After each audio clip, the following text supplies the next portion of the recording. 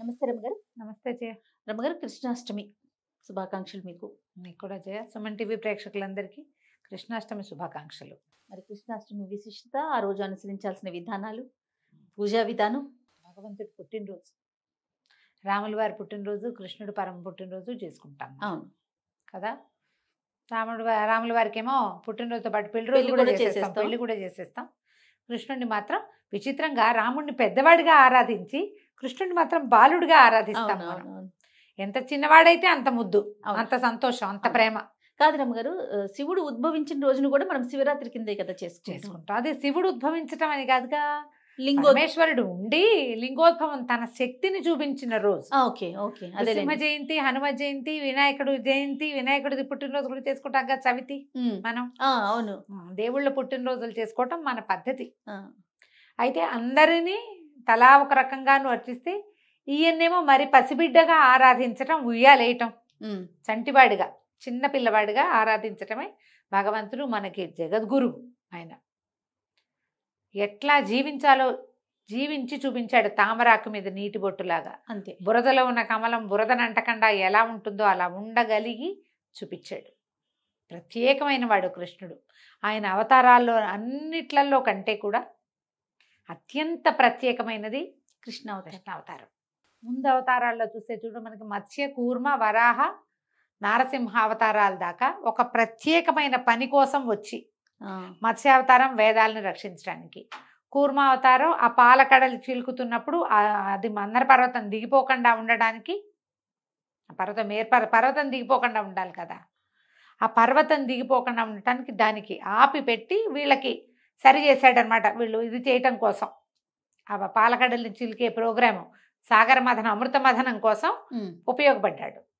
తర్వాత వరాహ అవతారం ఎత్తి భూమిని హిరణ్యాక్షుడే తీసుకుపోతే అక్కడ అతన్ని సంహరించి తీసుకొచ్చాడు.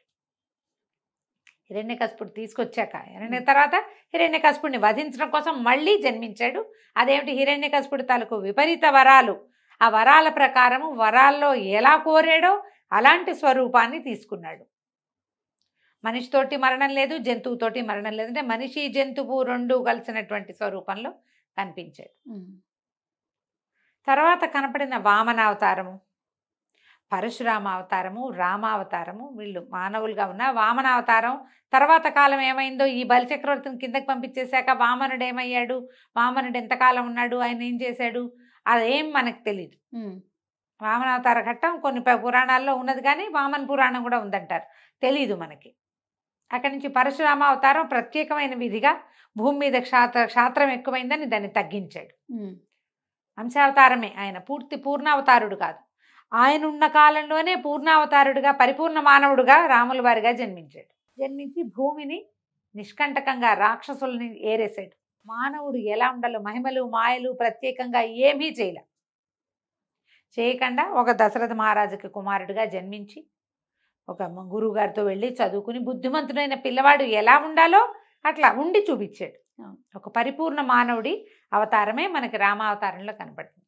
కృష్ణావతారంలో కర్మలు అంటకుండా ఉంచుకోవటం ఎలా, మానవుడు ఎలా ఉండాలో చూపించాడు కృష్ణుడు. చెప్పాడు కదా. అవును. ఆయన హాయిగా ఉన్నాడు ఆడుతూ పాడుతూ. మనకి కృష్ణుడు అనగానే రాధా గుర్తొస్తుంది, గోపికలు గుర్తొస్తారు, 8 మంది భార్యలు, 16,000 గోపికలు గుర్తొస్తారు మొదట. ఆయన ఏమిటో చేశాడు అనుకుంటాం, అల్లరే చేశాడు అనిపిస్తుంది. కానీ దగ్గరుండి ఆయన నడిపించిన శ్రీకృష్ణ రాయబారి నుంచి కురుక్షేత్రం దాకా ధర్మ సంస్థాపన ఎంత బాగా చేశాడు.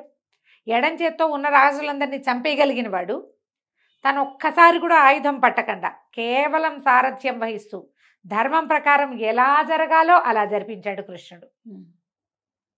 ప్రత్యేకమైంది కాదు. 100% రామావతారంలో విల్లుంచేబూనే ఆయన 14,000 మంది రాక్షసుల్ని జనస్థానంలో సంహరించాడు. కృష్ణుడు సంహారాలు బోల్డ్ చేశాడు చిన్నప్పుడు.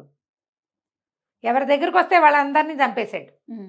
కానీ నిజంగా చివరికి జరిగిన 18 అక్షౌహిణుల యుద్ధంలో అంతమంది కలిసి యుద్ధం చేసేటప్పుడు అస్త్రం పట్టుకోలేదు, ఎక్కడ ఆయుధం ధరించలేదు కదా. ఆ ధరించకుండానే ఇలా ప్రత్యేకమైన పద్ధతిగా మనిషి ఎలా ఉండాలి, ఎలా జీవించాలి, ఏ రకంగా ఆలోచించాలి, ఎట్లా కర్మలు ఆచరించాలి, నేనెవరు నువ్వెవరు, భగవంతుణ్ణి ఎలా చేరుకోవాలో మనకి ఉపదేశించిన వాడు కృష్ణుడే. ఏటా ఆయన పుట్టినరోజు జరుపుకుంటాం. ఎవరికి ఎంత చేతొస్తే అంత. మనం ప్రతి పిల్లవాడు కృష్ణ జన్మాష్టమి చేసుకుంటే ఆ ఫలితం వస్తుంది, ఈ ఫలితం వస్తుంది, ఇలాంటివి చెప్పుకోకూడదు. మన ఇంట్లో పిల్లాడు ఉన్నాడు, వాడి పుట్టినరోజు చేస్తే మనకి ఏమిటి కలిసి వచ్చేది? అదే కదా, మన పిల్లవాడు సంతోషం కదా. ఏ సంతోషం కోసం మనం పిల్లల పుట్టినరోజులు, మన పుట్టినరోజులు, నాయనమ్మది అమ్మది చేస్తామో అదే పుట్టినరోజు కోసం, అదే సంతోషం కోసం పుట్టినరోజుని జరుపుకోవాలి అంతే. కృష్ణుడి పుట్టినరోజు ఒక్కొక్కళ్ళు ఒక్కొక్క విధానంగా చేస్తారు. ఊట్ల పండగ చేస్తారు, ఊట్లు కొట్టే వాళ్ళు ఉంటారు. ఇస్కాన్ వాళ్ళు చేసే విధానాలు బాగుంటాయి, చాలా ఇంట్రెస్టింగ్గా ఉంటాయి. వాళ్ళంతా భజన చేస్తారు. నామపారాయణే చేయండి, నామం పెట్టుకోండి, కలిలో మీకు మిమ్మల్ని రక్షించేది భగవన్నామమే అని చెప్పాడు కృష్ణుడు. హాయిగా రాధేకృష్ణ రాధేకృష్ణ అనుకుంటూ లాగిచ్చేసేయండి. మీరు ఏం చేయాలో అది చేయండి, ఏం చేయకూడదు అది మానేయండి. ఇదే బోధ, ఇంకంతకంటే ఏం లేదు. పెద్ద పెద్దవి చాలా బోధించాడు, అవన్నీ అక్కర్లా, కనీసం ఇంత మాత్రం చేసినా చాలు, మన సరిపోతుంది. ఆ కాస్త విధానాన్ని అనుసరిస్తూ కృష్ణాష్టమిని జరుపుకోవాలి. ఒక్కొక్కళ్ళు ఒక్కొక్క రకంగా చేస్తారు. మనం వాకిట్లో నుంచి ఇంట్లోకి వస్తున్నట్టుగా కృష్ణ పాదాలు, కృష్ణుని పాదాలు వేసి పగలు ఉపవాసం ఉండి సాయంకాలం వేళ కృష్ణ పాదాలు వేసి చిన్ని కృష్ణయ్యని రారా కృష్ణయ్య అని ఇంట్లోకి ఆహ్వానించి, కృష్ణుడు మన ఇంట్లో ఉంటే జగద్గురుడు, ఆయన ఉంటే మనకు పండగే, అంతే కదా, జీవితాలు బాగుంటాయి. ఈ ఒట్టిగా పండగ చేసుకోవటము, కృష్ణపాదాలు వేయటము, అలంకారం చేసుకోవటము, ఏదో వెన్న పెట్టాం, అది పెట్టాం, ఇది పెట్టాం, వాళ్ళని పెట్టాం కాకుండా కృష్ణుడు ఏం చెప్పాడో వినాలమ్మా. ఏం చెప్పాడో తెలుసుకోవాలి. ఎంత ఆచరించగలమో అంత ఆచరించడానికి త్రికరణ శుద్ధిగా, మామూలుగా కాదు, త్రికరణ శుద్ధిగా మనోవాక్కాయ కర్మలతోటి ఆచరిస్తే అప్పుడు మనం కృష్ణ జన్మాష్టమి చేసుకున్న దాని ఫలితం మనకు లభిస్తుంది. ఏవైనా ప్లెజర్స్ వస్తాయని అనుకోవద్దు వాటితోటి, మనకి అవేం కాదు. ఇది చేయాల్సింది. కృష్ణుడికి ఇష్టమైనవి పాలు, వెన్న, నెయ్యి, పెరుగు, మీగడ ఇలాంటివి నివేదన చేయటం. తర్వాత ఏవో రకరకాల చిన్నపిల్లలు ఇష్టపడేవి, కరకరలాడేవి ఏమంటారు, గవ్వలు, చేగోడీలు, చెక్కిలాలు, చెక్కలు, వెన్న అవి వేసి తయారు చేసుకోవటం, వీటినన్నిటి పెట్టడం. అటుకులు ఆయనకి చాలా ప్రీతి. అటుకులు ఆయనకి ప్రీతి కాదు, వాళ్ళ ఫ్రెండ్ తెచ్చాడని తిన్నాడమ్మా. ఆయనకి ఇష్టం అని చెప్పడానికి వీలు లేదు. ఆయన ఇంకెక్కడా అటుకులు తిన్నట్టుగా లేవు. చిన్నప్పుడు ఎప్పుడో తిన్నారట, చిన్నపిల్లలు అందరూ తింటారు.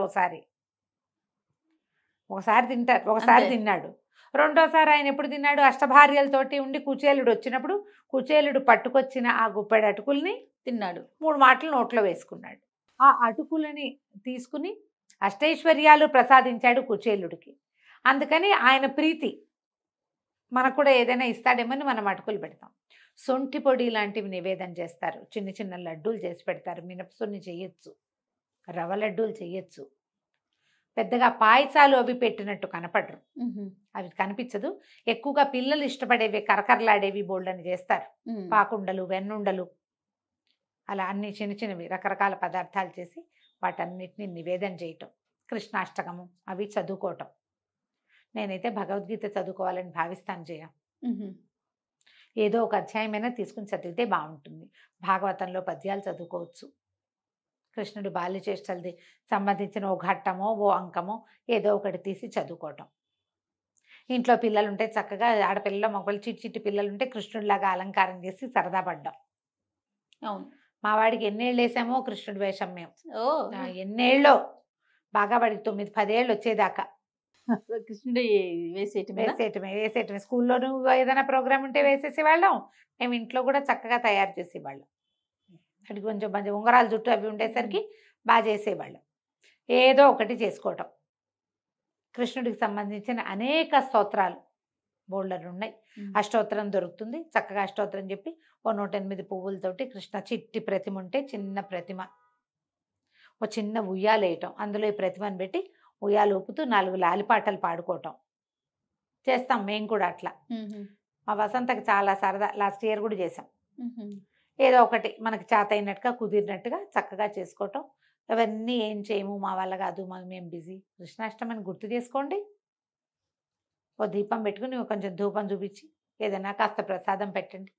పాలు, పంచదార, పాలు, బెల్లం కానీ పంచదార కానీ వేసి పాలు నివేదన పెట్టినా కూడా మంచిదే. కుదిరితే ఏమైనా పళ్ళు గిళ్ళు పెట్టుకోవటము. కృష్ణ జన్మాష్టమిని పురస్కరించుకుని ఏదైనా ఒక మంచి పని చేయండి అమ్మా. ఎవరైనా ఒక పిల్లవాడికి ఒక 100 రూపాయలైనా సహాయం చేయండి. చదువుకునేందుకో తిండికో, ఉమ్. ఎవరికైనా పేద పిల్లలకి, చదువుకునే అవకాశం లేని పిల్లలు, పని చేసుకుని పొట్టపోసుకునే కుటుంబాల్లో పిల్లలకి ఏదైనా కొంచెం సాయం చేయండి.